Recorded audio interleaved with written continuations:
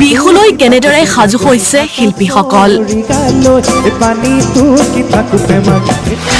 জুবিনবিহীন বহাগৰ মঞ্চ। ৰাজ্যৰ সংগীত শিল্পীসকলে কি পদক্ষেপ লৈছে? কণ্ঠশিল্পী পদ্মনাভ বৰদলৈ কেনেদৰে সাজু হৈছে বিহুৰ অনুষ্ঠানলৈ?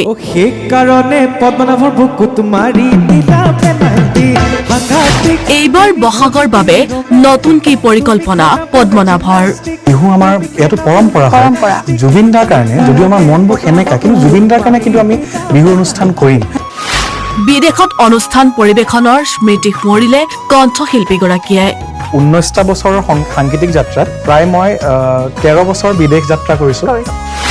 এইবাৰ ক'ত ক'ত অনুষ্ঠান পৰিৱেশন কৰিব পদ্মনাভে?